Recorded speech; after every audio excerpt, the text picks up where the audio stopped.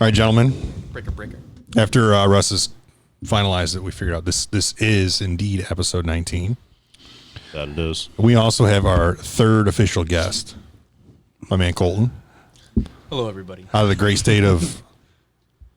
North Carolina. I'm allowed to say that on this right now? Yeah. You're not in quarantine because you're currently in New York. Okay. Not in quarantine until I promise tomorrow. I've been here for a really long time, and I haven't been around anybody. So sticking to the tradition, we have seltzers. We got some Trulies. I found some Henrys today. I've never heard of it. All right. We give it a True. spin. Got a Truly, and I got an Arnold Palmer. What do you got over there? I got a grapefruit Truly. There you go. Thermogenic properties on that grapefruit. Oh my God. What do you got in the Yeti? Quinine? I don't know if I'm saying this right. Orange little gin and tonic. Little That's G&T. better. I need the scientific version. I just wanted to know what it was. Quinine. Exactly. Well, when I spilled it all over myself, I was wondering if it was going to be sticky or not. That Google is quinine. That's That's what she said. So, what do you think of the setup, buddy? You like it? Oh, I love it. I just wonder what's the title of this podcast. We usually figure that out after we get done. Or I do. I love it. Is it different being here instead of just listening in the car for 12 hours? It's really soothing to listen to you all because, I know you so well. So then when I'm in the car for 10 consecutive hours, I get to listen to Kyle's takes, him slowly introduce his difficulty with the not touching the flag sticks. I learned so much about Still the difficulty. sabers. Also a touchy thinking- subject. Colton said that he usually listens at 1.5 speed though. No, I listen at normal speed, but I want to listen Oh, at 1.5 okay. speed. I was going to say, do we need to talk faster tonight so you're comfortable? Or I would feel like I would sound like a crack Is this due to the intellectual level in North Carolina? Is that why? Well, down there I have to really slow it down like it's coming out like molasses. Just so people don't ask me to repeat myself. I throw a yawl in every once in a while, make everyone feel comfortable. They go, Fixin'. oh, yeah. fixing to Fixing. Throw that out there. Fit to be There tied. we also Golly. Golly. Golly. I like it. So we have a birthday coming up. We do. Sky right here. So your mom hooked us up with some cookies. She did. But she also hooked us up with something else. So She did. We didn't know she was doing this. She made us some personalized golf towels with our logo and our name on them. Got one for each of the three of us. thank you very much for Yeah, those. appreciate Thank that. you, Those are Jackie. nice. She sent some birthday cookies, as you mentioned. She sent They're in the shape of a star. For you star guys. for the recruits. Colton, feel free. We're I good. dabble here in a little bit. Wait for the quinine to dry. Thank you, Mom. We all appreciate Yes. that very much so. Quick note of business. Golf last week. I think Russ won. Golf, he won. Pick the Web- winner, boys. website. Oh, he had Webb Simpson. That's right. All right. Was it $10? Ran away with it. It was $10. This guy. Like the Kisner pick. Saw you missed the cut. It's a good pick nonetheless. I like Kiz, man. We love Kiz. Kiz. Yes. He's the man. We pay the guy. Colton seems like he knows him much better than we do, though. Do I know Kisner? Absolutely not. You live vicariously through him. Do I look at Kisner's scorecard every time? Yes, I do.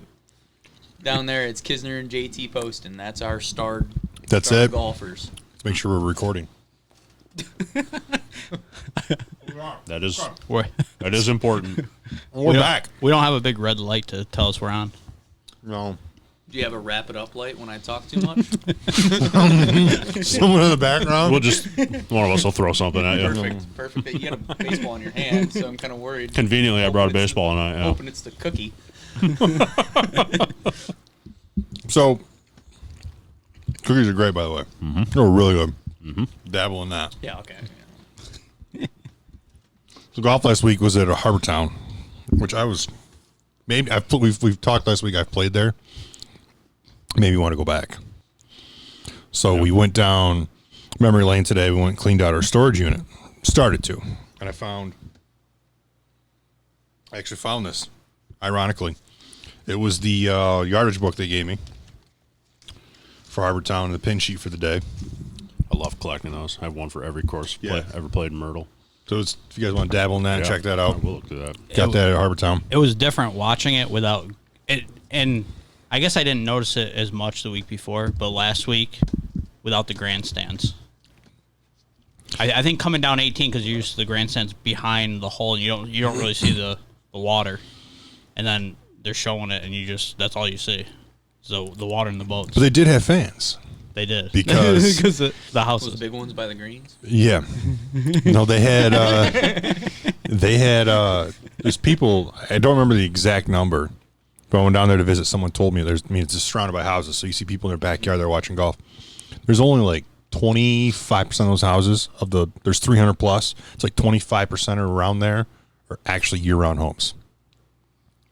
Are they like vacation spots? Yep. Do they rent them out? What are they? No, people have that's their vacation home, and they've got a lot of, Benjamins. Kind of money I want. Yeah. I mean, You don't have them? No, not. but they could rent them out. I mean, but when I was down there, it was mostly like vacation homes and kind of ridiculously sized vacation homes. It's a little different than the room Colton's renting with the 6-foot ceilings. Actually, I don't want to say this. I have a vacation home at Harbortown, but I live in this 6-foot ceiling basement. 12 Married couple. 12 by 12 basement. Yeah, well, it's long, but it's short. Not to be confused with a jail cell. I have like a door where I can go in when I use the restroom and stuff. It closes. Yeah, I can close it. Is it and all curtain? that stuff. Yeah. There's a dehumidifier. We're pretty bougie. Pretty bougie. I got nothing. Oh boy. So our biggest rule here is we don't really talk politics, but COVID is kind of not really politics. It's a situation currently. What is it, Colton? It's a global pandemic. Okay. So last week we had our first positive test. We had Nick Watney withdraw. Mm-hmm. And my biggest frustration with all this was how the media handled it.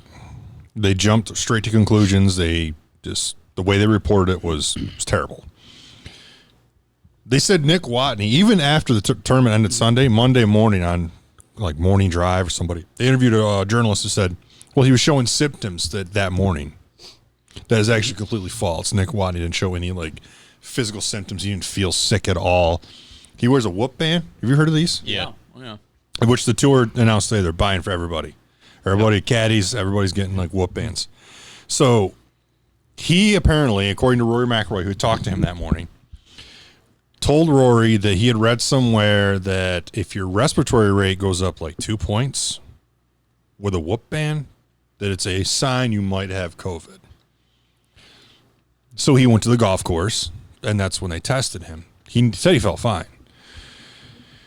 He also flew from Austin, Texas in a private jet with Sergio Garcia and his family. Nobody in Sergio's camp tested positive. Nobody. Yeah. So my frustration was we jumped on this like, if you get COVID, you're going to die train, and they made it sound like Nick Watney had just passed away. And he's, Rory's like, I talked to him. I talked to him after he withdrew. He was fine. He's walking around and just happened to test positive. And then we had more today. There was, earlier this week, Cameron Champ. Yep.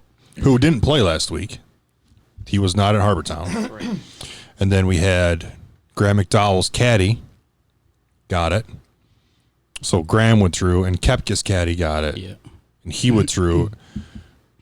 Koepka and McDowell played together yesterday. And Brooks's brother had to withdraw, which I feel bad Because he qualified Monday to play. He did withdraw? He chose to withdraw to be cautious.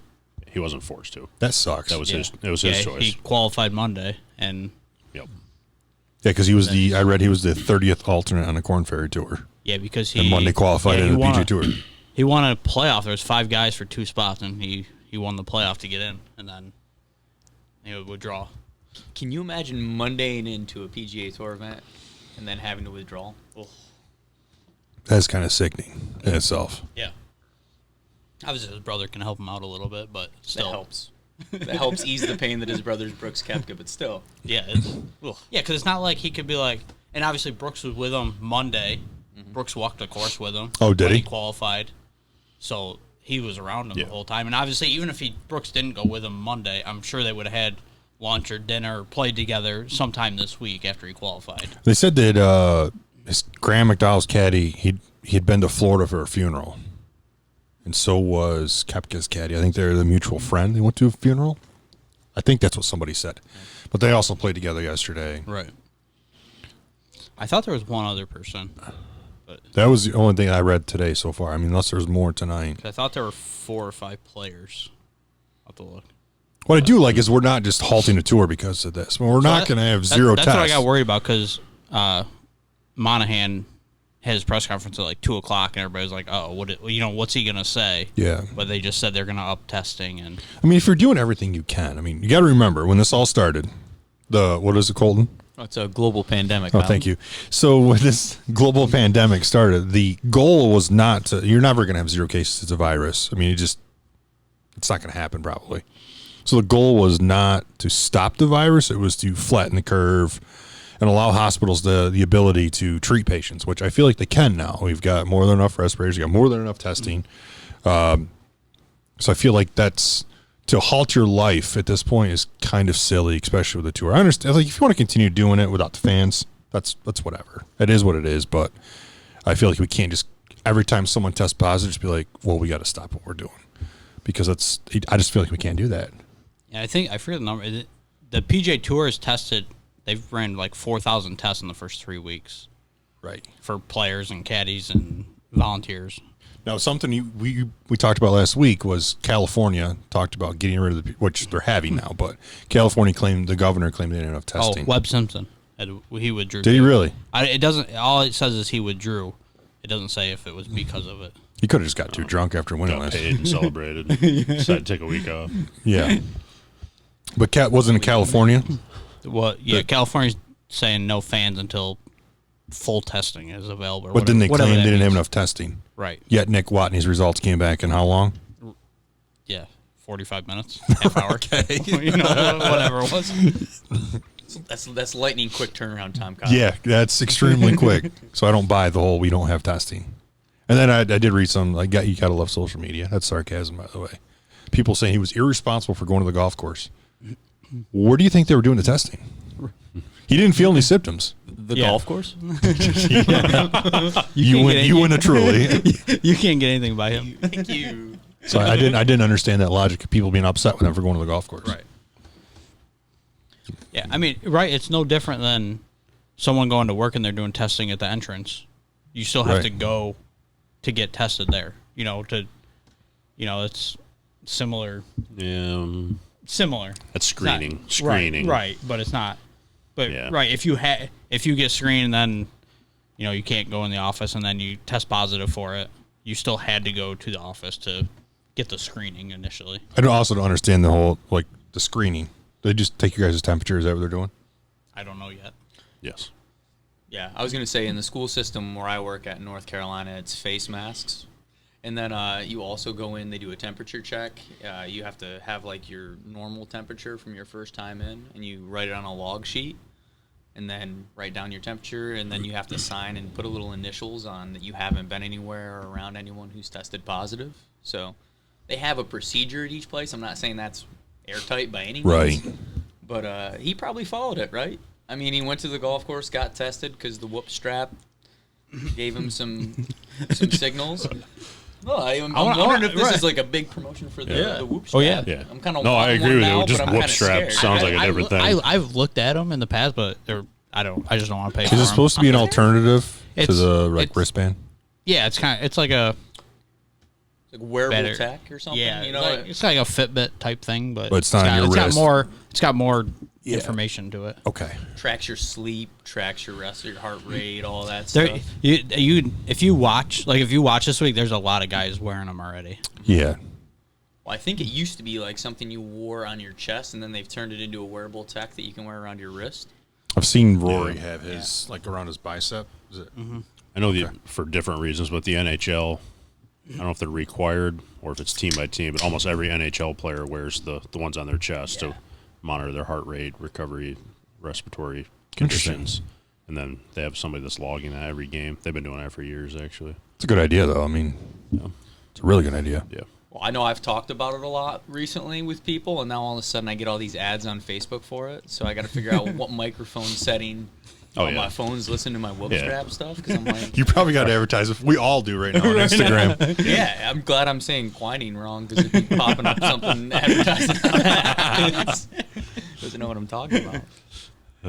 But the RBC was fun. I got to watch quite a bit of that since we didn't have a lot going on. But we all had our own golf tournament this weekend.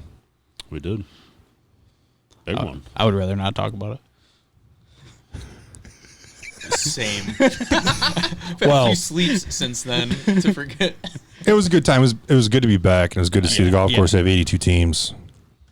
Yeah, I mean, it was packed full, 8 to 2:30 tee times. It was nonstop. Yeah.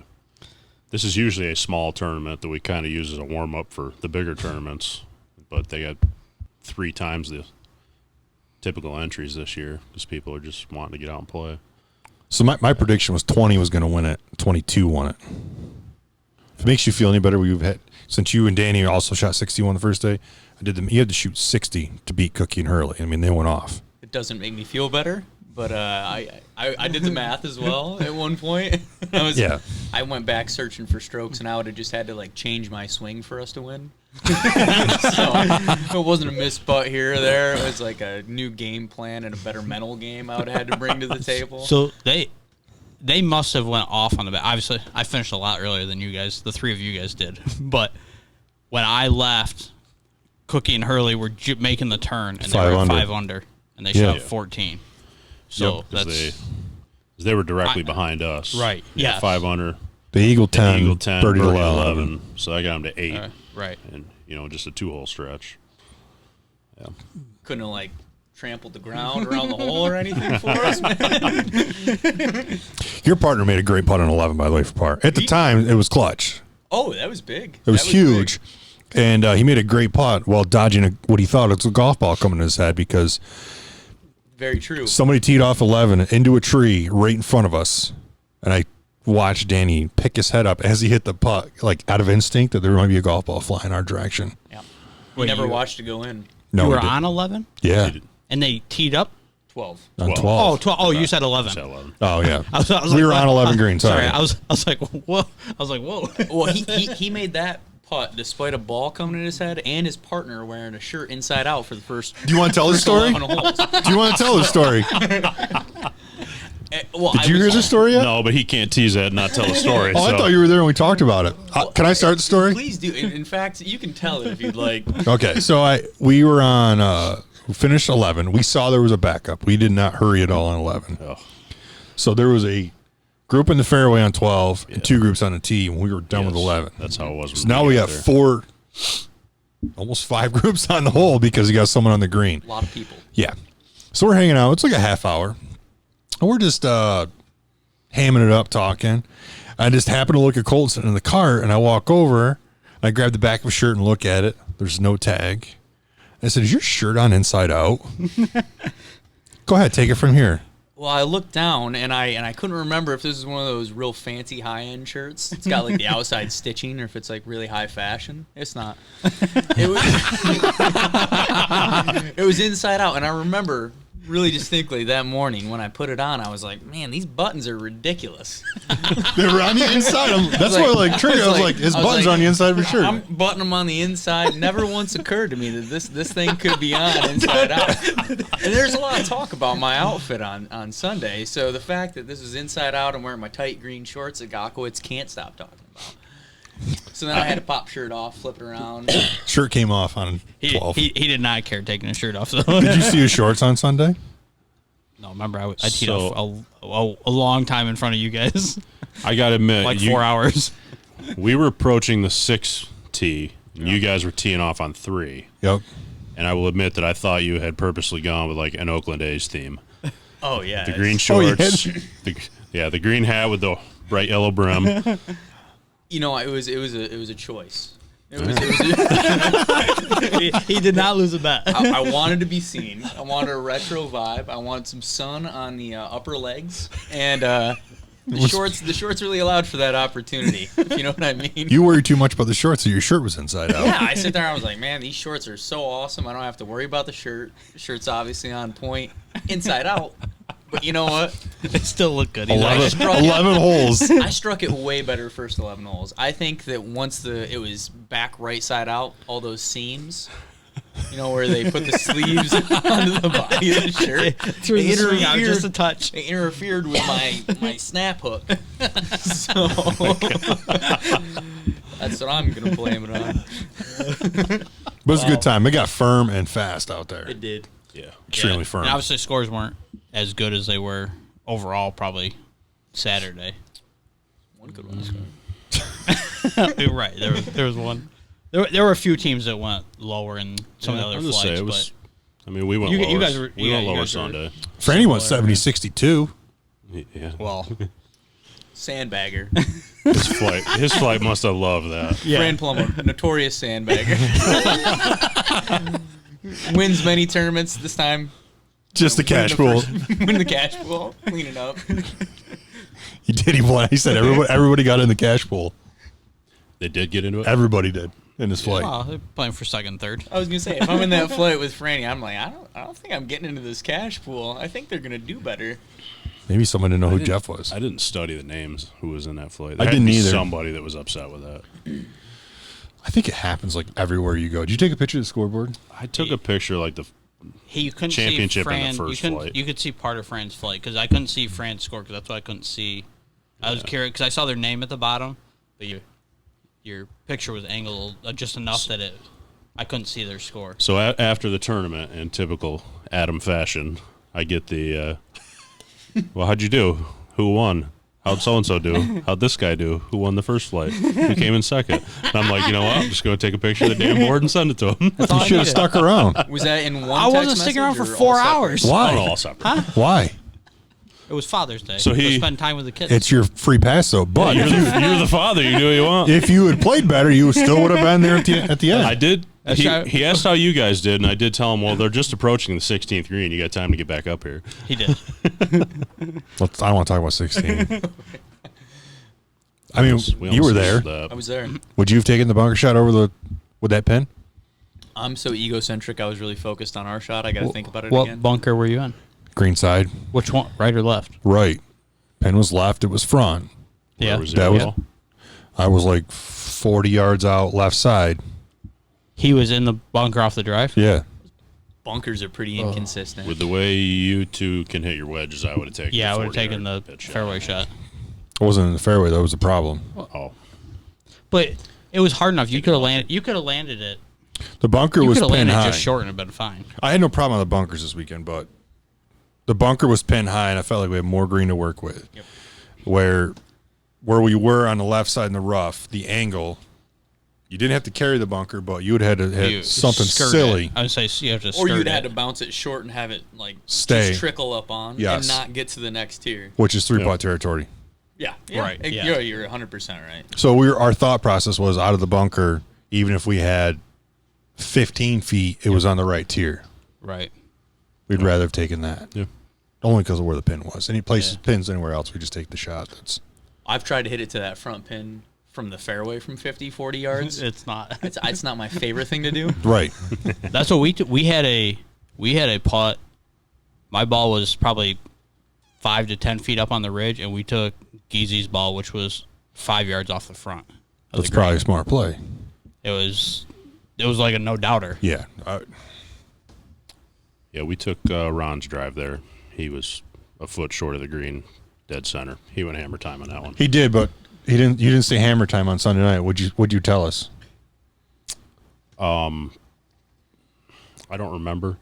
Oh, it's right. A few of those. All right, I remember. You said the old man had a good one there. Oh, he kept saying that. That's why who was Merrill was in the group ahead of us. He was watching intently because he knew we were tied with them. Ron's like, yeah, not bad for short old fat man, huh? he kept saying that, calling himself the short old fat man. So he got into one there. Did you hear the driver story for Ron on Friday? No. So, go ahead. You tell the So story. Ron has used, I don't know, 3 or 4 different driver combos in the last 5 days because of this. Same head, different shaft, or are we No. talking No. about the whole reboot? So Kyle got a new driver Maverick. a week or two ago. Yep. Callaway Maverick, if you want to throw some money in this one. So Friday before the practice round, right? Yeah. We were getting ready to go out. Ron grabbed Kyle's driver to look at it, and then he pulled his out just to check the settings and whatnot, see if they're the same, and noticed that his was very broken on the bottom of it. His Epic, Like severely not cracked. not just cracked. It was I thought broken. it was from where I at first when I looked at it, it looked like you took lead tape and like one of the corners is peeling up. Oh, yeah. So where in the bottom of that, where those two jailbreak rods are, Yeah. right behind the rod, it was like pinched and like split like Like full Shawshank on that. a tin can. Dude, it would have cut you good. Now he said, I don't know what evening it was prior in that week. He was playing in his league and said he was hitting the ball good and was not out driving whoever he was playing with. He said he was like 40, 50 yards shorter than usual, and he knew something was up, but never looked at the driver. Yep. So we grabbed I had an extra head. you had in your car. And Saturday he actually He went back. didn't hit it well Friday during practice. No, he did not. He was all over the So place. he grabbed his old XR Saturday, and then I think he put a different shaft in the XR Sunday. So he used about 4 different driver combos his last 4 rounds. The real question is, right before it broke, how far was he hitting it? Because I've hit a almost broken driver before, and just thought I was getting real strong. I was like, I haven't been in the weight room or anything, but this ball's going like 20 yards. Is it like an further engine? than normal? It like peaks before it crashes. Yeah, exactly. You're like, this thing is getting hot. And then all of a sudden you hit one that like buttercuts out there at 190, and you centered it, and you're like, something might be off about this. And then the jailbreaks broke. So I put the bug in his head. I said, hey, I know if Titleist has done this in the past, give the head to Rupert and see if they'll upgrade the head for you, even if it's an upcharge, like just send you a new head. And he texted us. Callaway sent him a Maverick head, no upcharge. Callaway's good with their customer service. I had an issue. But- I lost a weight in, I don't know which one. I don't even know which head it was. I lost a weight in it, so I called them. They sent me a whole brand new head. Yeah. Because I lost the weight out of it. And I'm like, That's okay. awesome. Yep, Do you think they'll replace a lost wedge? that's true. I hope they do. Was that aftermarket stamping, or did Callaway stamp pull it right? No, because I wouldn't tell them if you stamped it on there. But if they want to throw in a couple letters on there, Yeah, if anybody's using a wedge that's Polish rifle, I'll find you. I'll find you. One of us at the table has a gun. It's not you. Right. I'm bringing him with me. Ron did text me yesterday, said with the Maverick on the way, he's not even sure if he wants to use it because he hit the XR so good on I would at Sunday. least try it. Yeah. Oh, yeah, I definitely would. I would at least throw the shaft in you like out of the Yeah. XR and try Just it. like you said, 16, he was a foot short of the green. Yeah. 9, we had 20 yards, dead center. it's a tough shot. And there was another one he hammered big time. I don't know. I set up a time to get fitted by Callaway. I just want to test shafts. Did you get the email yesterday? Yeah, I wanted to go test irons, but I'm playing Ivy Ridge in Buffalo that day, so I'm not going to be here. You're going to make it back in time? No, We're here until 7. I don't think I'll be here till I don't think we're teeing off till like noon. Oh, yeah, you won't be back. I won't be back. Yeah, I got a 4:30 time next Thursday to test shafts. I don't know if you're still going to be in town over there, Wasn't planning to be. You like testing shafts? but you can set up You could say it's a pastime. you can set up a fitting with Callaway. So You know, I feel like my shaft's coming loose, so maybe I could go over there and check it out. you did ask me that. You're like, I think this is coming loose. I've thought about it every swing I've taken. Was his driver head rattling? Oh, that's a good chick. Not giving that one I away. put a little line on the ferrule where it is right now, and every time I hit a ball, I look at it. I'm like, did you move? Did you move? Did you talk to it Yeah. softly? Yeah. It's like, would that make you love me? Oh, my gosh. This is sober Colton. This is sober Colton. Colton talks a lot. Speaking of the third person right now, dude. So, cut me off. Anyone? Next. So I want to ask Colton a question because he is familiar with this. Now, you played Mimosa Hills in North Carolina, correct? Yeah. Okay. So last week we had a discussion about the cut rules for tours. Mm-hmm. There was a player last week that tweeted that he missed the cut He shot even par for the weekend for for Thursday, Friday. Okay, he missed the cut by 6 shots. Corn Ferry? No, he was 6 shots off the lead and he missed the cut. Yes, Corn Ferry. Oof. So what's web.com take, top 60 or top 70? Is it something like that? I think, are they still 70 in ties?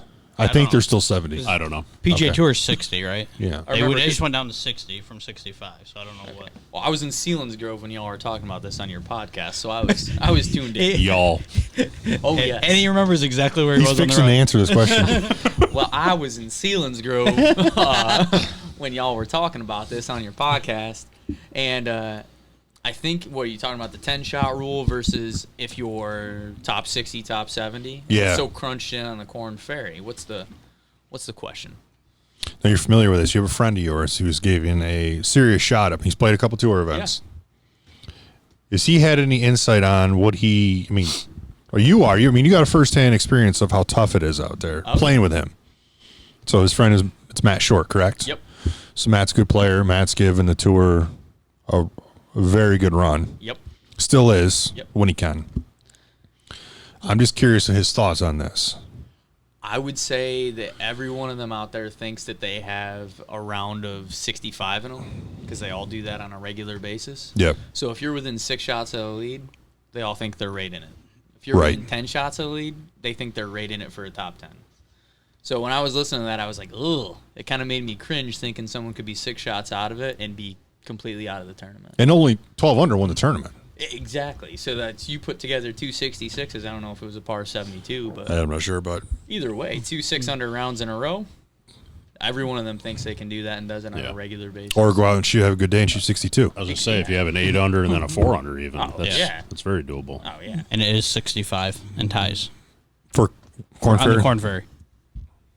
And what were you guys talking about? Like send them out earlier? Because I'm trying to figure out what the reason is to not do a 10-shot. Just take them. You're right. Yeah. Like, it's Yeah. not like you have TV issues out there for Corn Ferry, right? I mean, No, especially not now. you might have a time slot, right, on Golf Channel. Yeah. It might be 2 hours or whatever it is, or an hour But and a it's half. usually Pre-recorded. shown, Shrunk shown down or later. whatever, yeah. But yeah, So what's the harm in sending them out at 7 o'clock in the morning if they just make the cut? That's my logic. I actually don't know. I got nothing for that. I wonder if it has to do with money and payout situation, because I know that there's a certain purse money, and if it was 10 shots, maybe it would be less consistent because they'd have to stretch it out. It's possible. What Yeah, about a but- secondary cut? 'Cause I'm Yeah, you could do a secondary, a 3-day cut for that part. Yeah. right. Yeah, you could do Yeah. that. Yeah, because I'm even thinking. So if in this case, if 85 guys made the weekend, and you're cutting that down, some guys make it $100. Like, is that, yeah, I don't know. Or Man. if you say top 65 get paid, but Right. 85 make the cut, so if you're in the bottom 20 there, you don't get paid. But at least you had a shot at going out and getting it. Yeah, that's a good question. You'd make the same money playing the weekend as you would if you had gotten cut anyways. At least you're staying in it. Yeah, but at least you had a chance. I like that. but Just that- say this is yeah. this is how many spots Yeah, are paying. I like that. The only thing Yeah. you get into is then why have a cut at all, right? You still got to cut down the field just for sake of cutting on the field. Yeah. I mean, So I'm just saying you could 140 make the weekend, but it's still only top 60 get money. because that guy that just went out and shot 75 is there's no need for him to stick around. He's going to go out and say, you know what, I'm chalking the weekend. Yeah.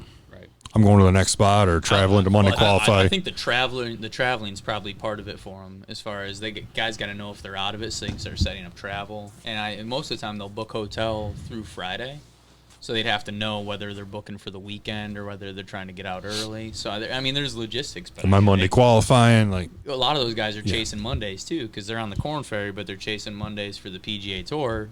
So they're actually setting up a lot of their tournament schedules ahead of time for stuff like that. Good question. I think there needs to be a change there. I Yeah, really I think do. the 10 shot, obviously, I think, and we talked about this, I think the Masters is the only tournament that is The 10 shot. shots. Within 10 shots, you make the cut. I like your idea. Say, all right, yeah, you are within so many shots, but we're only paying this many spots. Yeah. Maybe still do the secondary cut, just Yep. just for sake Yeah. of. Yeah, I mean, it feels like it's, I don't know, I'm going to make a number. 5 times a year, the PGA Tour even has a secondary cut because of so many guys making the weekend. Yeah. Like you say, if the purse is a set amount and we know it's smaller on the Corn Ferry Tour, they can't stretch it out, then I'd rather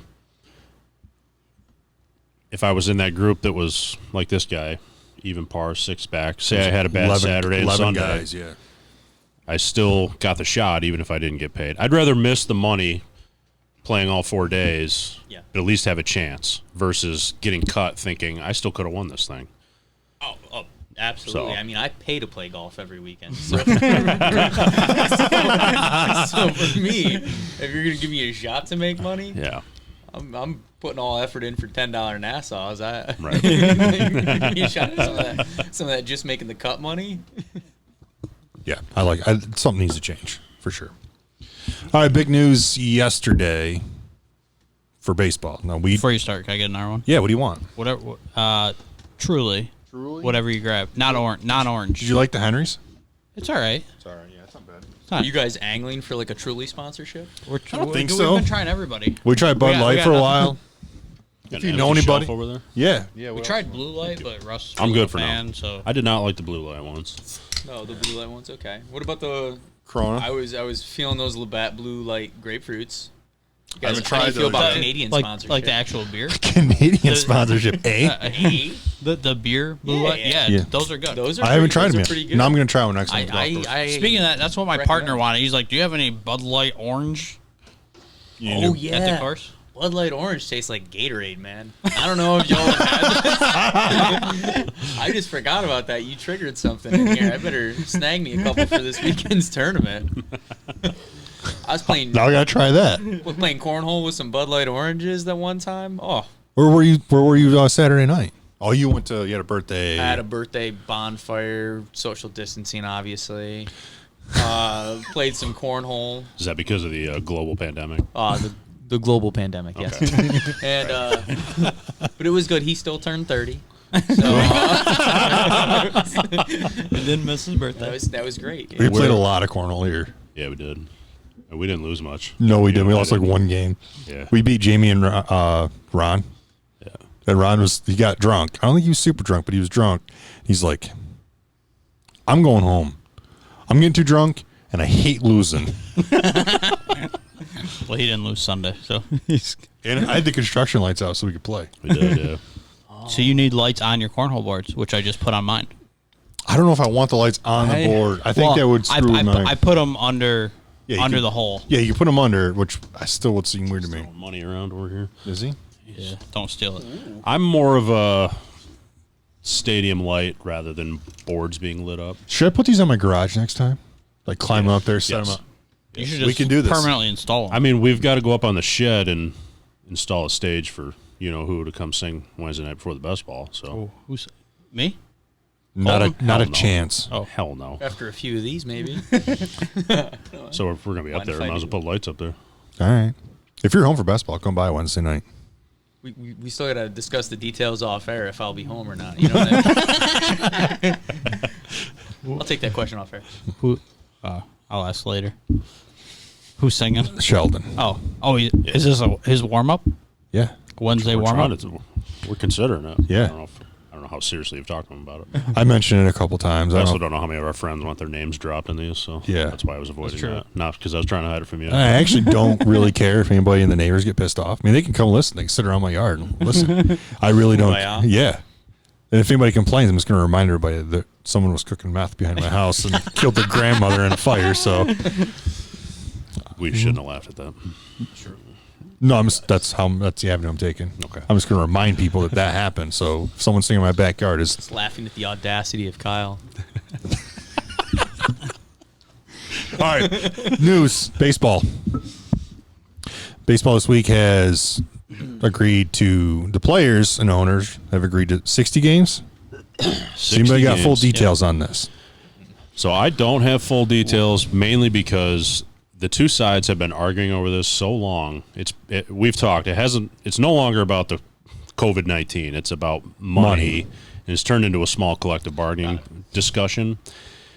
Every week there seems to be like 3 proposals, and they all get turned down, and it's gotten so annoying. Even when they approved this one, I didn't even look into it because I'm sick of reading about it. But And then the other issue that Okay. arose today was, not to cut you off, but was Florida and New York. If you leave Florida, which Yeah, all the teams right. are training at, like the yeah, Mets and Yankees are like wrote a statement and said, hey, and it sounds like they're going to make an exception for Major League Baseball teams.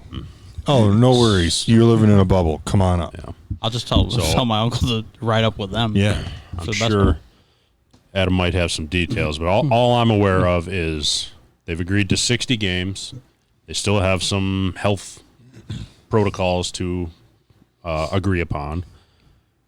Training camps are supposed to start July 1st, and then the season will start July 23rd, 24th, I believe. They're staggering the start. Now, that brings up questions maybe you have answers for as where are they playing? Are they playing in their home stadiums, or are they in some sort of hub cities? Yep. Are there fans?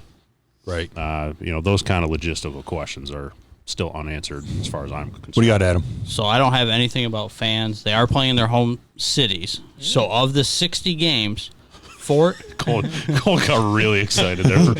Caught me off guard. I was like, no way, home cities. Proceed. 44 of the 60, 40 games are against your 4 other division opponents. So 10 games against each of them. Okay. And then 20 games against your intra league. So the NL East will play the AL East. So, I would be a Braves fan. The Braves will play the Yankees, Red Sox, Orioles, Blue Jays, Okay. whoever, 4 games each. This For geographical reasons. and logistics and short Right. season. Okay. So I get like a lot of Subway series with the Yankees Mets, and I'm getting Boston Yankees. Basically, Right. this is just like rivalry Yeah. city.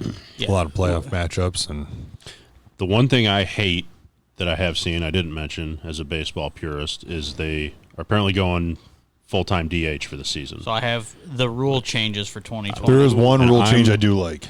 I'm definitely There's one I absolutely hate, but a National League guy, and to me, a baseball team is 9 guys, and I'd rather see them get rid of the DH than go to a universal DH. So I don't like that they're doing that. So that I hate that one because there's more strategy with National League, and I'd much rather watch a National League game than an American League game. And 100%.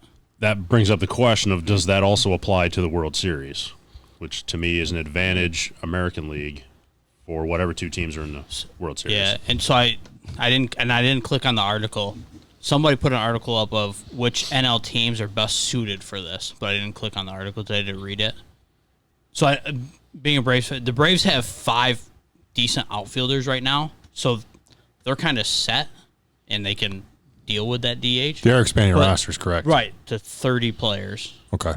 And there's still movement, and you can still move They guys are up cutting and it down though.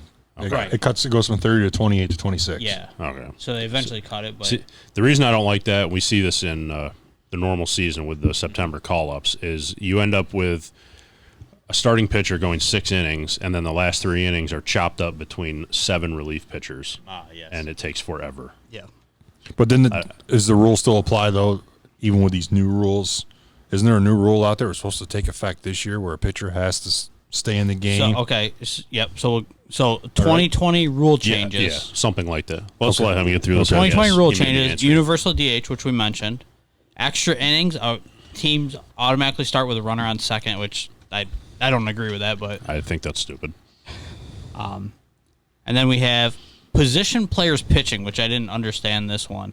There's no restriction on position players pitching. I didn't know there was a restriction to begin with. And it started this past off season. They have to designate every player on the active roster as either a pitcher or a position player. And position players would have been unable to pitch unless it was extra innings. That's interesting. Is that the who's the guy from is it the Angels? Otani. Yes. Yeah. Is that like an Otani So rule? that kind of screws him, right? And screws the Angels because they Did had. they say there's no restrictions on position Well, players? and it says just before the game they have to say whether it's a. So not they like- could say he's starting So- today. Yeah, so that wouldn't affect him. Except Every he couldn't 5th hit, day, which he's a decent hitter, so he couldn't. right? So every 5th day when he because of DH. right. So every 5th day when he starts, they would just say he's a pitcher today. The other 4, he's most likely a DH. Unless it goes to extras. And after extra innings, he could come in for relief. Right? Is that kind of what it's getting at? Yeah. Because they said I would like say all so. the restrictions off position players after that. We're really picking nits here, but yeah.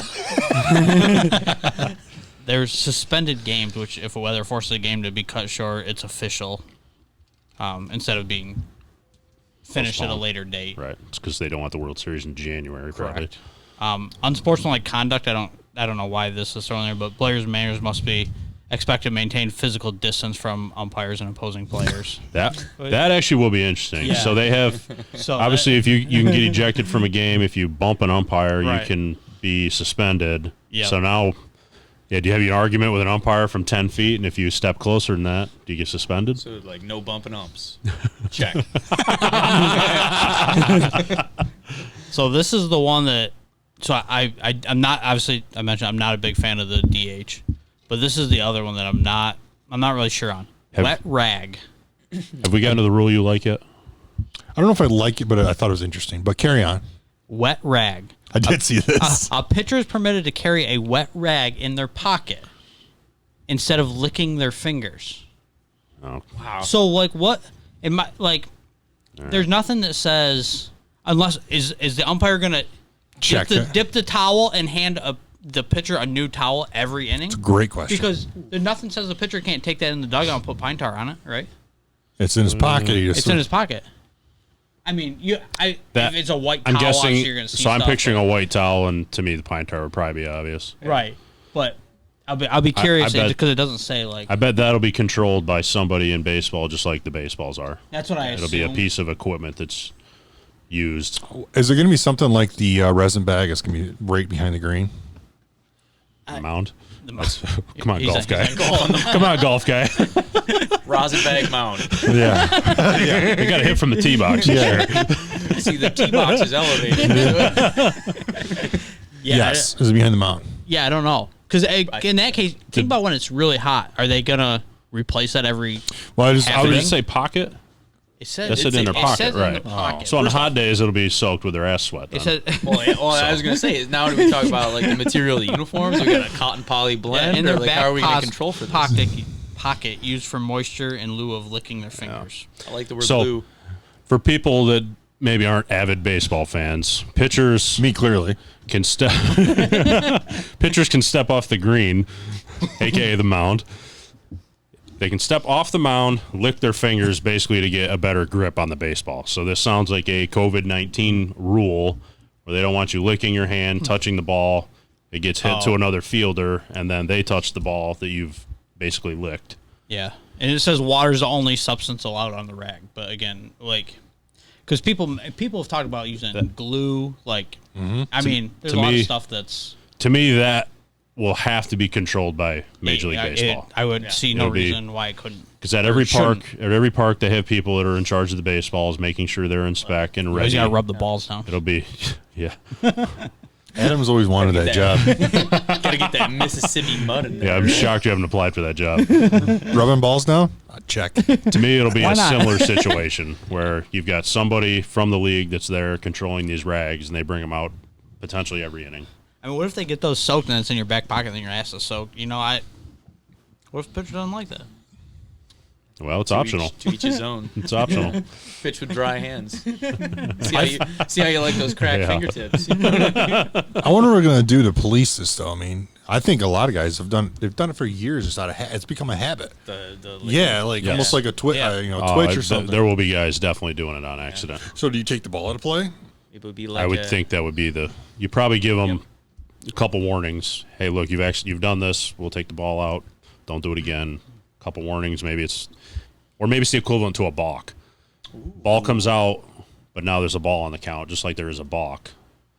So Okay. so the pitcher doesn't come out of the game, but there's still a penalty to it. Gotcha. Probably be like a 3 warnings and then a balk or something. I mean, they'll definitely give 'em warnings. Yeah, 'Cause they got I plenty could of picture. baseballs. Yeah, I could picture some number of warnings and then a balk. Yeah. See, Russ has great ideas, and he should be sitting on Sick. committees to resolve some of these sports Do you know a situations. guy? Send this in. Yeah. What was My it dad- last week? You had something last week. I'm like, hockey. Yeah, I don't remember. It was definitely good though. It's always good.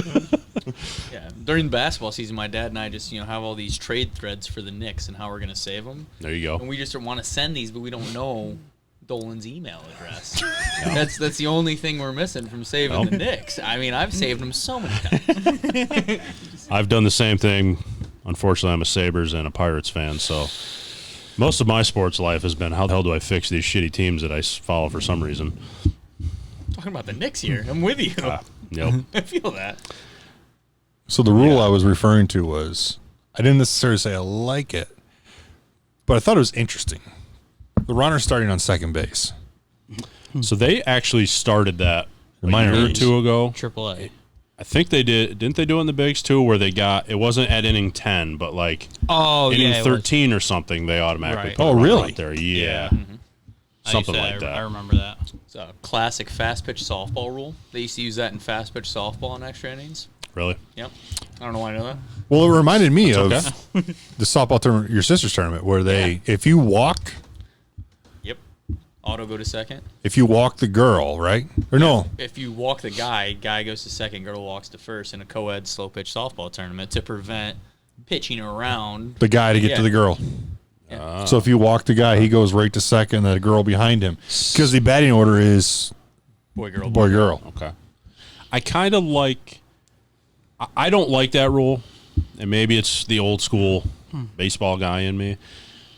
If they did it that way, where in extras, if you walked a guy, everybody moved up 2 bases, I could get on board with that. So it's only in place for the regular season too, Right. not postseason. Yeah, I like that. And if pitchers are worried about it, they aren't charging an earned run if the guy scores.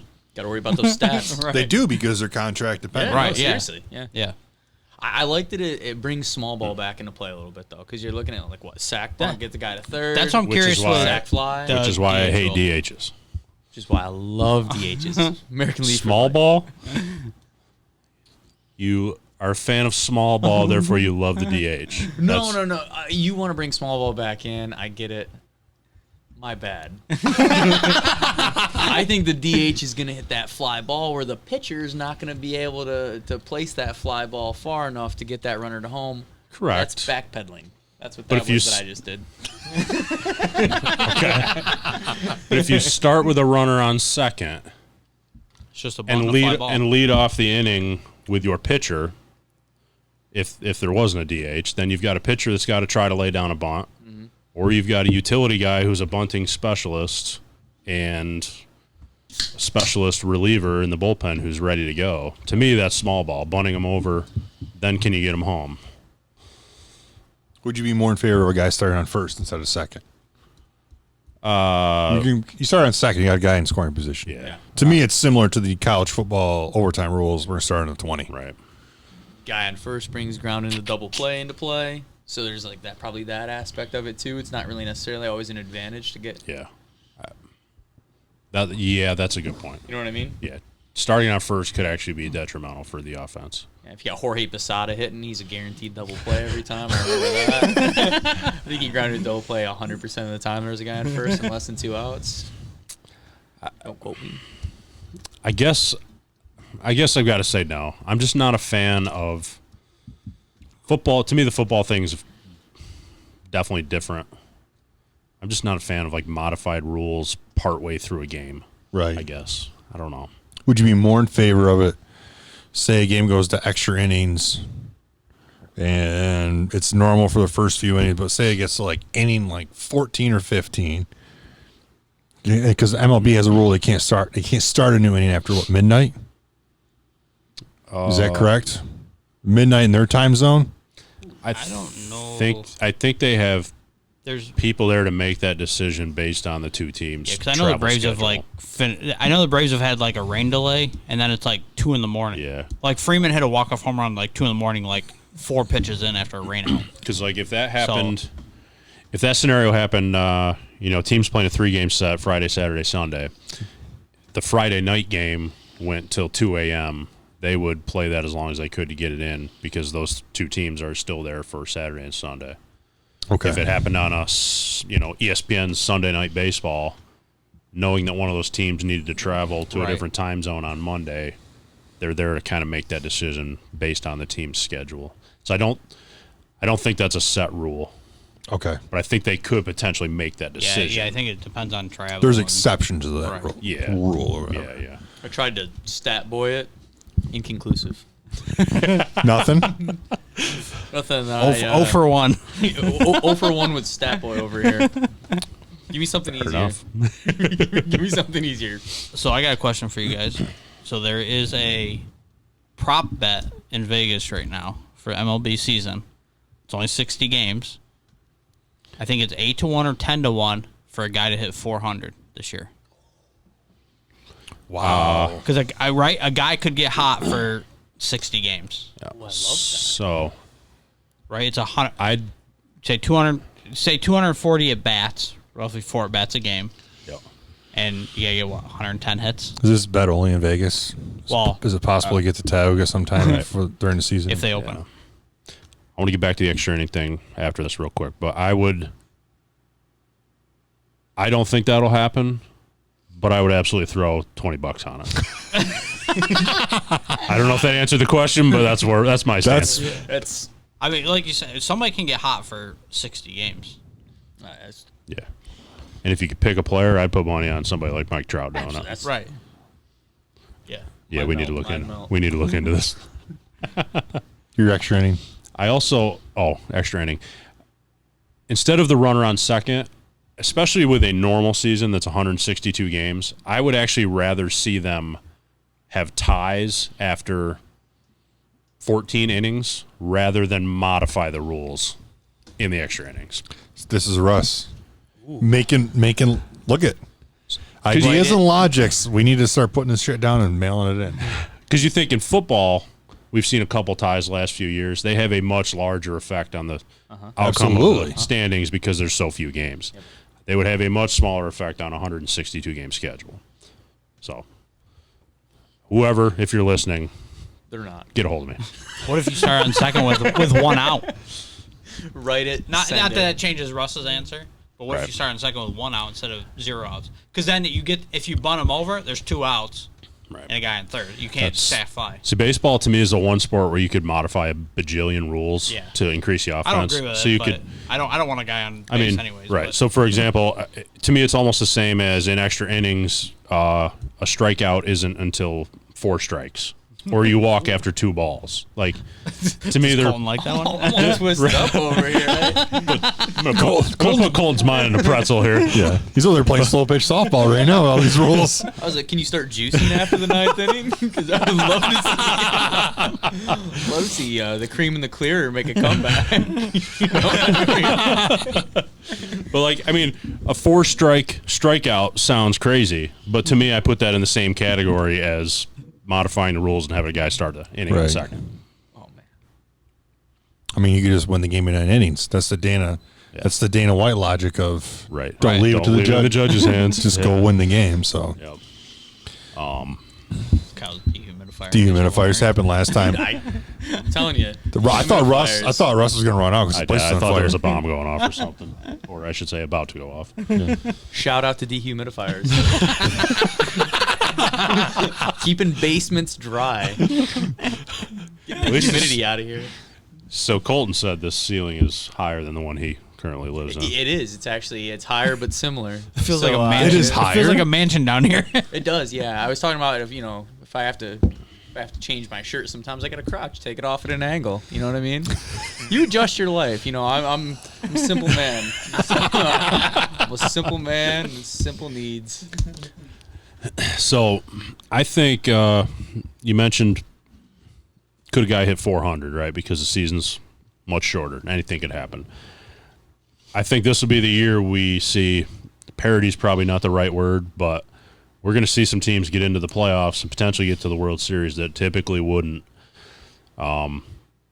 Somebody, I can't remember, one of my friends, one of the social media platforms, who's a Mets fan, has noted how the Mets have started out really hot the last few years, and Yeah. then they tail way off big time. So if they do that this year, Right. you could be in the playoffs. Yeah. Weren't they up like 9 games one year with like 17 left and didn't make the playoffs? Right. Yep. It was like September 10th or something. Yeah. Right? So they did put something out today. After 60 games last year, the 6 division leaders, 5 of them made the playoffs. Okay.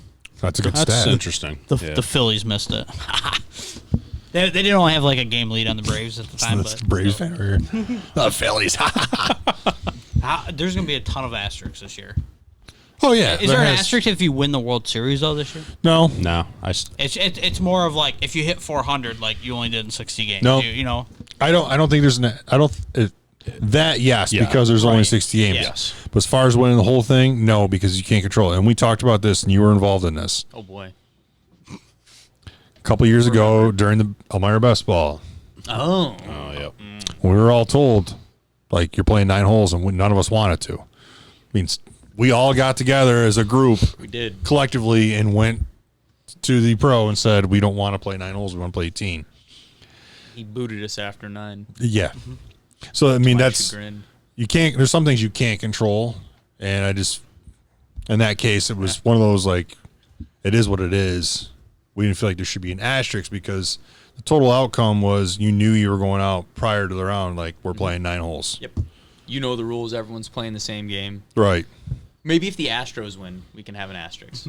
So, Speaking of that, How are they did gonna you- cheat? I don't know how I missed this 2 months ago, whenever it was.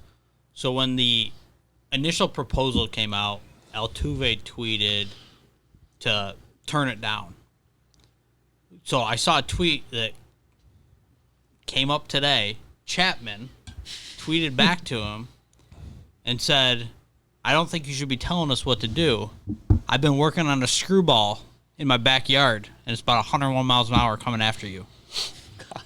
Was this a legit Chapman or was it a fake account? No, there was Sounds legit legit. Chapman account. Obviously, they're not going to play in the regular season now, based on what we see with the schedule. But like, Someone's getting smoked by the Astros this year. yeah, Yeah. someone's going to. I think that's the team that. I think that's what everyone wants to see right now is what are teams going to do. And now with 60 games, are you willing to put a man or two on base? Yep, to, first inning. You know, As Fortuna would call it, someone's getting earholed today. right, And are you willing to potentially have a pitcher suspended for correct. 8 you know. games on a 60-game season Right, just for- for hitting somebody? Yeah, exactly for 12% of the season. So you're gonna have like MLB goons. We're going to send this guy in to do it. I'm trying to get this hocky conversation There you go. involved. And I like it. Working across. I like it. If the guy throwing 102 starting the game, you know what's coming. It's like it's Chapman's day to throw. I feel like a 102-mile-an-hour screwball is waiting for disaster for your own elbow. Oh, probably, but he's That just sounds horrible. I think he's just like ready to throw at and or somebody. shoulder. Yeah. Ugh, hurts to. Your think arm's not about. supposed to torque that way at that speed. Maybe this does. So keeping with baseball. Maybe. Last week we talked about, and I didn't watch it yet still. I thought you had a prop over there. No, I still haven't watched it. I'm going to get it in real quick. That better not be a LeBron James card. Yes, there it Is is. it? Okay. All right. Is this the wrong card? No. I thought it was the silver Mark McGuire, Sammy Sosa Splitsky card. He did- Oh. He listened to the sarcasm, podcast. that sarcasm went over Colton. He listened to the podcast. I was so excited that I knew what the card was. So I was like, I have not listened to the documentary, but we're cleaning out our storage unit, and the first thing on my mind was I got to find this card. So there it is, boys. Allie's like, "What are you doing?" You're like, "I'm just trying to find this card." That card has been in that same case since the day I got it. It's still got like a protective like sticker over the top of it. that's one of those thick like it. cases. And it was too. the year that of their the 98. 98, yeah. I did watch that documentary Did you? about a week ago now. I need to watch I it. still You didn't watch it? No, it's still recorded. I don't dare to. I don't want. I've heard so many bad things. I don't want to watch it. I heard It's worth the that watch. crazy? It's worth the watch. So I've heard a lot of people say it was the first documentary that they watched that they didn't learn anything.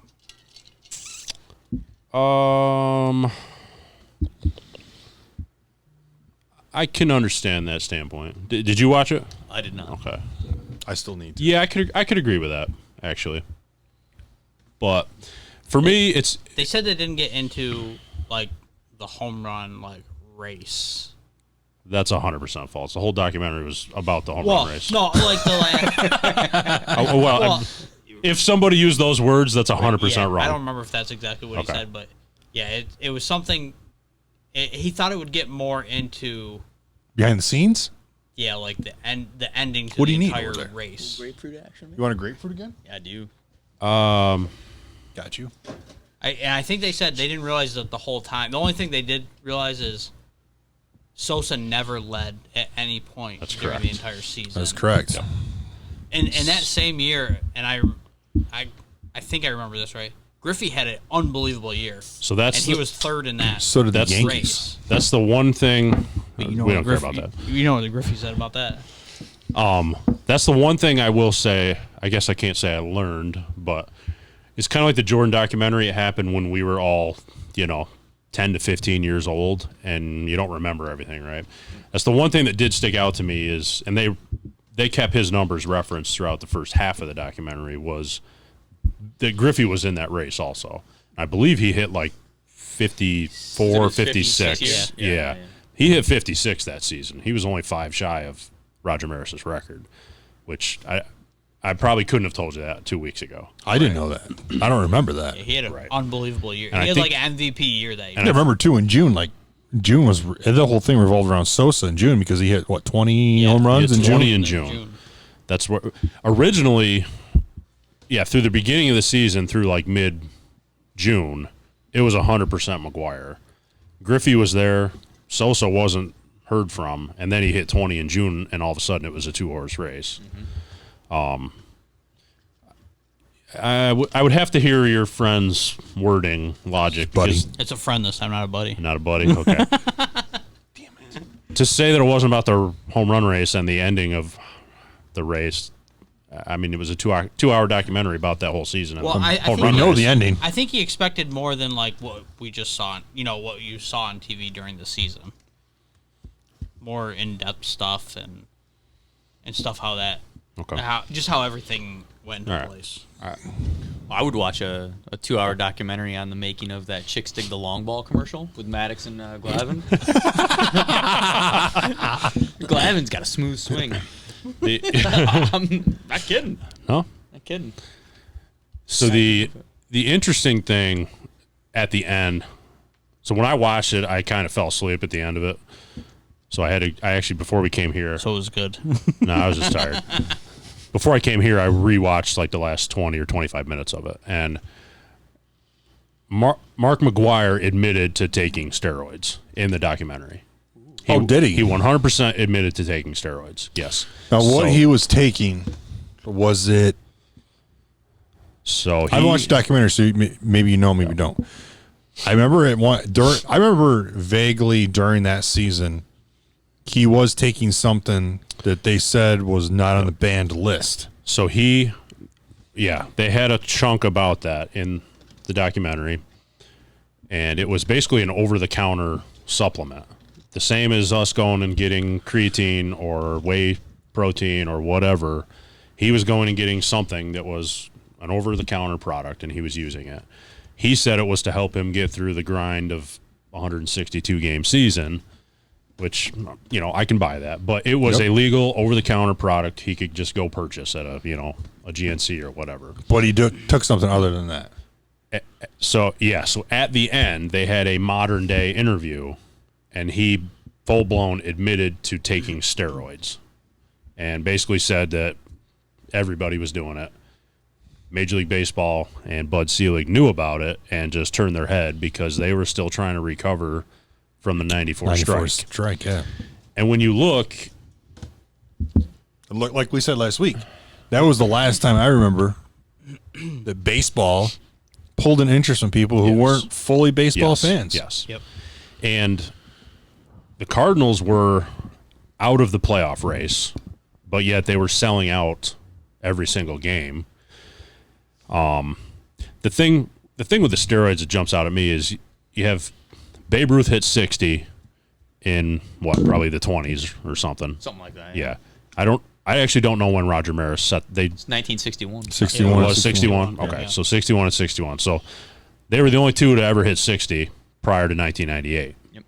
And then you had McGuire do it in back-to-back seasons, one of which was 70 home runs. Sosa hit 60 or more in 3 out of 4 years. And then Bonds obviously broke it with 73 only 5 years later. So you have this 120-year span where two guys hit 60 home runs, and then all of a sudden you have a 10-year span where it was done. There's probably other guys I'm potentially even forgetting. You have this 10-year span where 10 guys did it. There was a couple rando 50 seasons too. So if you, Yeah, mean, you look at the yes. 60 seasons, that's one thing. But when you're looking at the Brady Anderson 50 seasons, he was in the documentary. He was mentioned in there. I'm even going back. Like, I'm not trying to throw Adrian Beltre under the bus on the podcast formally, but there's a season with Beltre when he's younger. He hit like 348 with 48 home runs and 120 RBIs, and you're like, it's a big jump from 15 home runs, Adrian. The one thing they did talk about at the end, they had a whole bunch of media, kind of their opinion. The last 20 minutes was about steroids and how it affected baseball. And a lot of them, Mark McGwire was 6'5". He was a monster without steroids. Yeah, he was. He was a big He always dude. was. Yeah. And he had an extremely short, quick baseball swing. He did. And even he says, he basically said, I believe I was put on this earth to hit home runs. It bombs. So he's the kind of guy, and I believe this with Barry Bonds also. Bonds had a quick Barry swing. Bonds is one of the best hitters ever. He is the best hitter. Yes. In my opinion, of all time. I would agree with that. Over Pete Rose? Yeah. Yeah. I would still put Bonds ahead. Yep. So Pete's got the longevity numbers with the hits totals, but when just you look pure at talent. when you look at Bonds's batting average, probably through his prime, and then his walk to strikeout ratios, even if you don't include the intentional walks, they're incredible. The guy had probably the best eye in the history of baseball. And do I believe the steroids helped him hit 73 home runs? Yes. But without those, he's still the best hitter probably in the history of the game, just with a somewhat smaller home run I total. mean, how many percentage in the world could hit a ball moving 90, 95 miles an hour? It's the hardest thing to Yeah. do in sports. Yeah. It's not still, and I'm going to get this wrong, and I don't remember what it was. I don't remember which player it was, and I wish I remember now. I read this a couple weeks ago. There's a player, and it might have been McGuire. He could come back and walk like 1,000 straight times or something, 1,000 straight at bat, and not get to the on-base percentage that Barry Bonds had. Yeah. It was some ridiculous number. But That's nuts. It's crazy. And I'm not going to play Yankee Homer here, but Wish you would. no, I'm not going to. Won't But happen. I'm talking about Aaron Judge. I mean, the guy does strike out a lot, but his on-base percentage is ridiculous for a guy who strikes out a lot. If he wouldn't swing at curveballs, he'd be on base a lot more. He got the highest on-base percentage of the Yankees right now. Well, 220 is good. No, his on-base percentage is like it's over 50% or something like that. And I guess what I'm getting at, some of those media guys in that conversation said they still believe, even without steroids, Mark McGwire had the hitting ability, the smarts, and the strength that he probably could have hit 62 without steroids. They think it helped him hit some of the mammoth home runs, but they do believe he was probably built to be the best home run hitter ever. Right. And if he didn't have a good swing, would the Dodgers hire him for a hitting coach? Correct. Right, So my thought on the whole steroid and baseball thing has always been this: I don't care, and I'll tell you why. I don't care, and the reason is you can take everything. You can drink Badger milk before a game. I don't give a shit. Is that But good? Bonds is a great example of you can be as big as you want, but if it does not impact your hand-eye coordination. Correct. Yeah. I don't care. I don't care who takes it. And then honestly, and I always said this, say some guy goes up and takes roids and gets absolutely huge, he actually wouldn't be able to hit the ball at a ballpark because he'd be just too tight. You got to have fast twitch muscles. Yeah. You can look big, look great in steroids. I mean, I know a lot of bodybuilders I can name off. You got probably those names don't mean anything to you. Do you see Phil Heath hitting a home run out of the ballpark? Nope. I've never seen him swing a bat, Kyle. Right. My point is the guy admittedly takes steroids. Yes.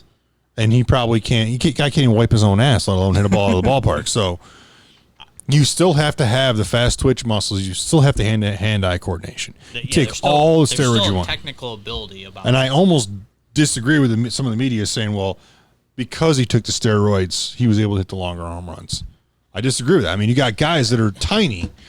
Let's go back to golf. I know some of the smallest guys in the world who hit the ball forever. Cameron Champ's one of the smallest guys on tour and also one of the longest. and they've measured this before, because everybody always said like, oh, wooden bat versus metal bat. Yeah. They said a metal bat is going to go 20 feet further. It's not going to make a huge. It's the initial pop off the bat. It's not the. The difference the metal bat makes. It's just is the initial pop. off the Third bat base. speed, Right. which is Yeah. dangerous to pitchers and infielders. Right. Yeah. But it's not going to make it go 100 feet further. So you're looking at with steroids too. I mean, is he going to hit the ball further? Maybe a little bit. Maybe like a long pop fly gets a little extra pop, so that warning track power might go out. Right. That's what if you take Bonds, that's like 5 home runs a year. I think the difference might be how fresh you are at game 130 versus what you would be like without recovery supplements. It's exactly it's a You know- recovery. Yeah, exactly. It's definitely a recovery. Well, when they were talking to A-Rod about all his musings on using steroids, his whole thing was he would send text messages. I don't know if you ever read the text messages from A-Rod. I haven't. They are phenomenal. He's texting his steroid guy the way you would text a dealer, like, "Oh, love that stuff. Ate 2 gummies and had extra pop for the second part of the doubleheader." His is all about how his body felt, how his energy level was, and recovery from like the little nicks and bruises. That's why when players claim, a lot of players that have gotten caught claim they did it to help them recover from injuries 100%. quicker. I always believe that. Me too. Yeah. 100%. I mean, that's why bodybuilders take it. It's not to make their muscles bigger. It's so they can go do a unbelievable workout, and then 2 days later, the next day, they can do that same workout on that same muscle, and their body's recovered. Yeah, right. It's also the same reason that bodybuilders, their tendons tear, because they have to drink so much water into that muscle to help heal. Therefore, the tendon and the muscle outgrows the tendon, so therefore, boom, it snaps. That's why guys tear pecs and do stuff like that. It is 100% a recovery thing. It has nothing to do with. Andy Pettit admitted to taking steroids and said, I had knee surgery and it was a recovery thing. Does Andy Pettit look like he can throw up 200 pounds on a bench? Nope. He doesn't. I mean, you still have to have the ability, like Bonds, the fast hands, the fast twitch muscles, the hand-eye coordination. You still have to have the ability to hit a baseball. I don't care how big you are. The logic that it makes you bigger, therefore you hit it better, would make zero sense. Otherwise, we'd have a bunch of guys that weighed 300 pounds with biceps that are 24 inches playing baseball. Ronnie Coleman. Right. Hitting bombs. Yeah. But I mean, you're talking about that documentary and steroids and you not caring. Did anyone watch the Lance documentary? I did. No, I didn't. And not to go into that's like a whole side topic, but when Lance was winning Tour de France's, you'd have to go back to like the 27th position to get a clean racer who didn't dope. Yeah. And they may have been doping. We just don't have evidence that, like, so you're talking the top 26 guys. Major League Baseball, who knows how many of the top 10, 15 in the home run race. Griffey, there's never been anything about Griffey, so he feels natural to us. Yeah. So, in a lot of ways, I feel like Griffey got cheated out of the home run, prestige that he probably earned. Yeah. But, I mean, if everyone's doing it and you're talking about a level playing field. I mean, these guys didn't watch Lance. Did you watch Lance? No. I mean, that's up your alley because you bike. But the Lance thing, it was, like I was telling these guys, there was guys on racing teams, their teams wouldn't allow them to race because they refused to dope and said, well, we're not going to do it because you have no chance of winning. And that was all recovery. Yep. 100% recovery. That's all that was. That guy could go just as hard today or tomorrow as he did today because he recovered. That's all that was. Yeah. Same logic. Take steroids. You see a guy on a bike that weighs 280 that got 40-inch biceps? No. He could recover. I did like 15 push-ups the other day. I'm thinking I need to start taking something for recovery because I was a little sore with my golf swing today. And now you're telling me I could do 15 more push-ups today? Like, If you take something. cream in the clear, making a comeback. Russell looking stats up over here. Well, we keep mentioning Griffey. So in 98, the season of the home run race between McGuire and Sosa, Griffey hit 284, 56 home runs, 146 RBI. It's a great season. The year prior, he hit 304, also with 56 home runs and 147 RBI. So he hit 112 home runs in a 2-year stretch that nobody even really talks about because of McGuire and Sosa. Griffey probably had a longer swing than Bonds, but he's still fast. Bonds is one of the shortest swings probably in history. He choked up on his bat. Yeah, and he used like a 32-inch bat. By the way, if the two of you need some entertainment, he's probably already done this. I want you the next time you see Tuna, say, hey, what do you think of Barry Bonds? Oh boy, It's Big fan. Yeah, huge fan. Yeah, he'll tell you how great of an athlete he is and how much he's probably the biggest asshole he's ever met to. Yep. I think the exact words the first time we talked about it was, without a doubt, the best athlete I've ever seen, and without a doubt, the biggest asshole I've ever met. Yeah. And I play golf with them all the time, so. It's a true. So if you ever need the entertainment, ask him about playing baseball with Bonds. Russ will make a note. no, I was just a minute ago I was looking up Barry's stats because he, as a Pirate, definitely. Dude, that wasn't even me. That was an awkward Adam moment there. That wasn't even me. If you're gonna do it, do it. I tried not to do it in the mic. That was a side arr. Where was that year? But you're talking like Griffey's a healthy hamstring away from being in the conversation for greatest power hitters of all time. A healthy hamstring away. He is. He's like he's an anti-stretcher who should have stretched. You know what I mean? Like, I mean, in 1990, Bonds hit 301, had 33 home runs, 52 stolen bases, yeesh. and then, okay, that just refreshed on me. What size was his hat then? Yeah, really. Fortune ever tell you a story about how he used to play pickup baseball or basketball? Oh, with Barry? Yeah. I bet he was just throwing 360s now, He was hand nuts. behind head. Yeah, I believe it. 2 years later, he hit 311, 34 home runs, 39 stolen bases. Couldn't even get a Dude, 40-40. he stole a ton of bases. He is in a 40-40 club. Yeah, people don't realize how many bases he stole. Oh, yeah. Is he Yeah. 500 total on his career? Because I want to say he's at a 500 total. Yeah, 514 Yeah. stolen bases. Yeah, he had a 40-40 year with the Giants. Attaboy Colton. You didn't have to look that one up. Yeah, these are impressive numbers. Oh, they're unbelievable. The 40-40 club is one of those underrated things. You got your like your Jose Canseco's, your Vlad Guerrero's, Yep. Barry Bonds. I think Alfonso Soriano. Yes. I want to say Alfonso got one. My man, Yes, he Soriano, did. if you're listening. He did. But I don't think it was with the I Yankees. think it was the year after they traded him. I think it was. actually. Yeah. I think it was. I wasn't going to not Texas. bring that up. Yep, I'll bring it up. That's the other reason I don't. He's itching to mention Cunha, but he didn't get it. Yeah, I mean, A-Rod, we got I'm gonna A-Rod. write One short, right? Yeah. We're all right. He's going to go 50-50. I know you Don't know. worry. Oh boy. He's going to go 50-50. Not Only this year, 60 obviously. games. No, not this year. Dude, if you go like 30-30 this year, that's really impressive. Right. Yeah, I don't. 2020, Nobody will that's do impressive. I don't think so. that. Nobody will do that. 2020 is 2020. impressive. I think right? 2020 is 2020 is a terrible year, but Well, for this year, probably 60 games. it's perfect vision. I don't know what you're talking about. I can't keep up with these dad jokes. There's two of them today. How do we deal with this? At least they're sitting together. That's true. That's all right. I'll go in timeout. I'll go into speech jail for a few So this is why I don't care about steroids, because you just look at pure stats.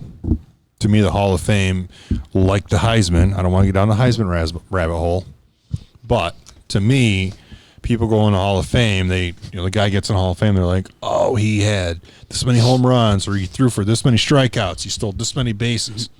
Same thing with the Heisman. He threw for this many yards, ran for this many touchdowns. Then all of a sudden, they decide like, well, we don't want us to look bad, so we should probably judge his character and things he might have done. And to me, that's horseshit. Right. Because it didn't have anything to do with you awarding him the Heisman. No one said, oh, Reggie Bush ran for, 1,500 yards and worked in a soup kitchen. No. It was Reggie Bush had this many touchdowns. And then it's like, well, his parents may have taken some money so they could live when he was playing football. Well, we made, $5 million that season off him in 10 games. Yeah. No, we don't talk about that. If anything, it speaks to incentive-based contracts. Right? For Reggie Bush. So that's why I don't, and I believe it was Mike Schmidt who came out and said, these guys are taking steroids that are, we'll call them clinically, studied. Right. We know the impact of them. And then we have a guy like Mike Schmidt who back in the 80s was like, these guys would have been scared to take what we were taking. They had they call them like skill jars or whatever, where they had the jugs of like pills and guys are just popping and Greenies. That's that's what my dog eats. dad joke. Different greenie. They mentioned that in the documentary too about they I don't think they reference anyone specifically, but the guys back in the 30s and 40s weren't taking steroids. Well, that's because they weren't around. They didn't know about them. You can't tell me that their character is better because they didn't take something that wasn't available at that time. Right. Yeah, For all you know, half the league might have done it back then if it was readily available. But they're drinking 6-packs and smoking cigars in a dugout. Don't you dare talk about Babe Ruth like that. I'll have none of that. So I have something in my hand in conjunction to the card I showed you. I think we all talked about that. First of all, I have an entire book of Tim Duncan rookie cards. Ooh. Yes. Entire book of Tim Duncan rookie cards. Yeah. Is this Not like LeBron. is this like a kid's book or like an adult book? No. It's not a dad joke. I can't keep up with it. I'm just trying to figure out how many cards you're talking. So Here. it's a boring book but valuable. Much Yes. like Tim Duncan. Like Dr. Seuss. So here's a trivia question that you guys probably know the answers because I told you about this card, but do any of you remember the other rookie who was supposed to be the next best thing? Tim Duncan's rookie year. Oh, boy. Can you tell me what year it was? Tim Duncan's rookie year. A number, please. It's got to be what? 90. Go ahead, hold. He was number 44 for the Nets. Is that not the number you were looking for? Van Horn. Yes. So there it is. This is a Oh, Duncan. that's why I know Van Horn was 44. But That is one of Duncan's rookie cards. And on the back is Keith Van Horn being guarded by Tim Duncan, ironically, in that card. Probably shut Guessing down that's for no sure. mistake. And that card has been in that case since the day I got it. There's Knicks legend Keith Van Horn. that case actually has a screw in it to keep it tight. those socks are great. Oh, jeez. Did he play Utah? Yes. I think so. Oh. Do you want to see it? Do you want to touch it? Yeah. Yeah. I don't want to pass it to him. I was going to say, Adam doesn't understand how this works.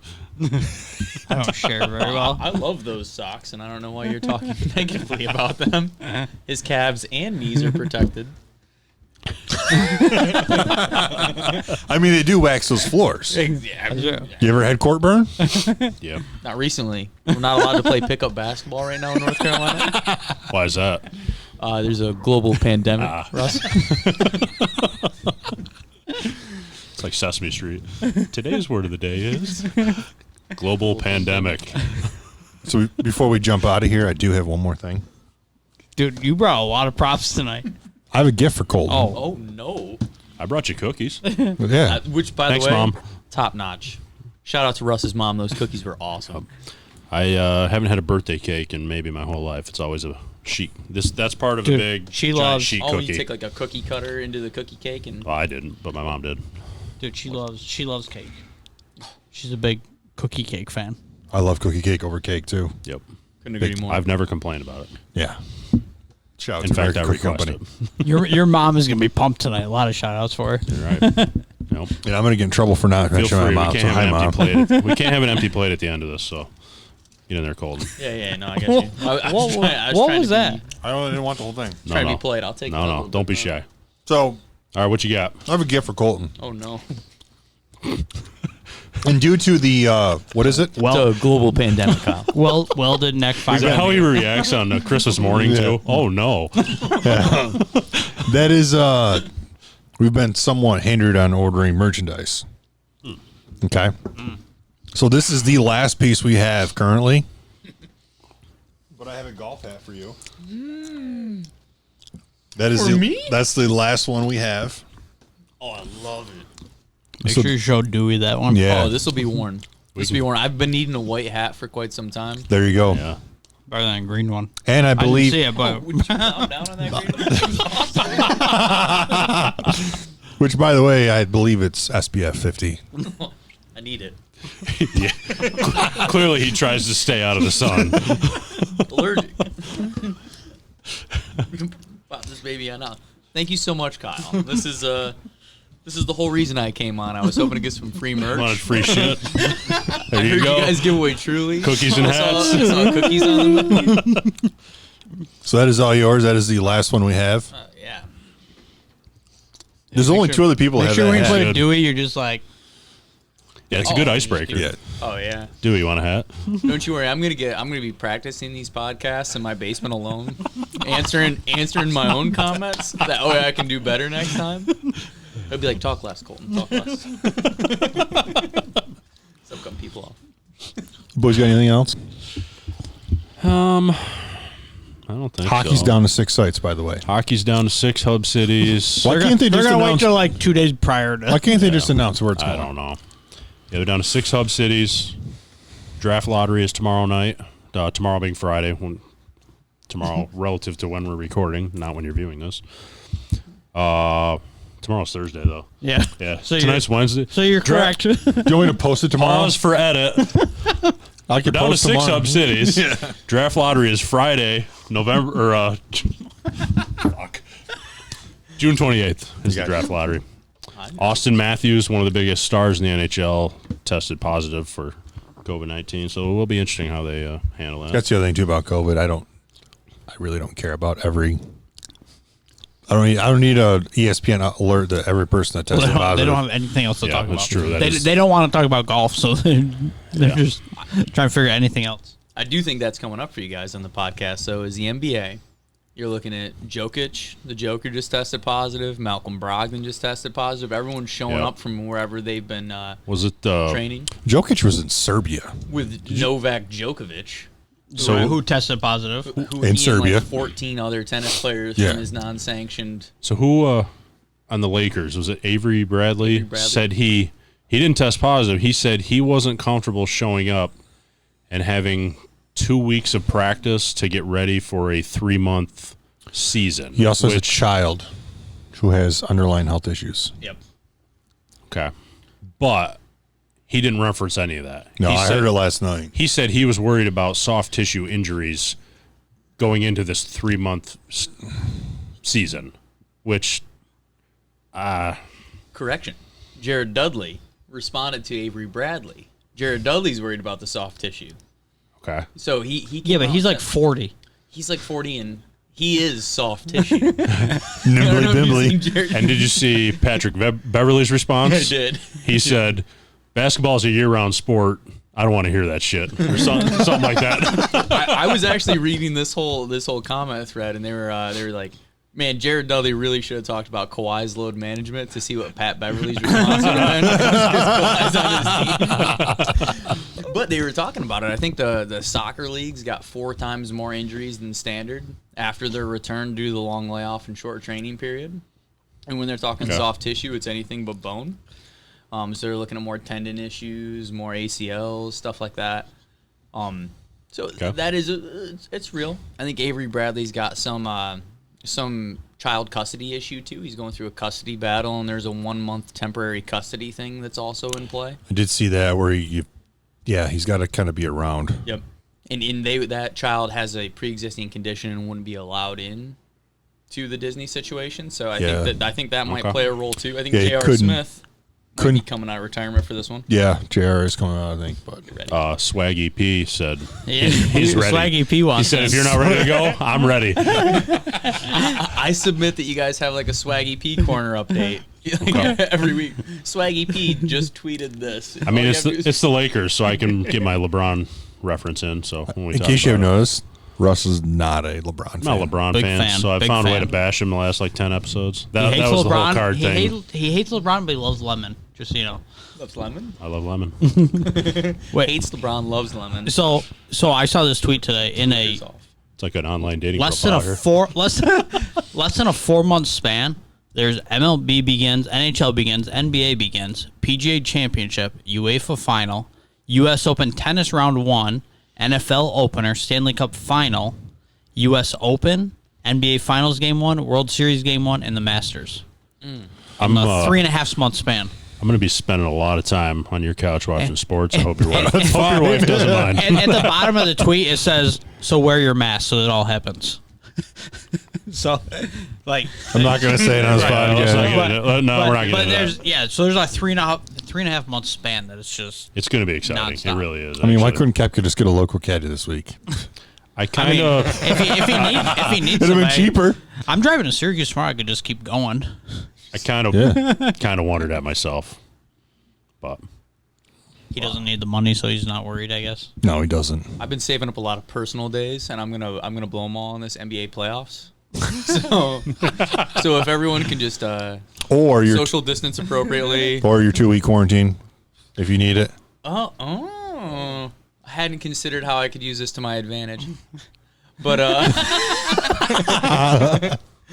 but yeah, it's gonna be a lot of playoff games watched. It's gonna be a hope for a rainy day occasionally, get a golf break. It's tough life I live. Tough life. Sounds like the only trouble Colton has is those 6-foot ceilings. And I've made peace with that. All right, it's not even an Lindsay issue. and Tyler out there, I'm not judging our living situation. We are though. I need pictures of this living situation. Yeah. He's got him, Andy. All right, gentlemen, that's all I have. All right. Unless you have something more. Colton, thank you for joining us. Thanks for having me on. I had a blast. Maybe when you come Sure. back to New York after your 2-week quarantine, you can. He's gonna drive home tomorrow, and then he'll be back next week. Yeah. So we had a golf tournament last weekend. Did you drive back to North Carolina and then drive back for this? Yeah. Okay.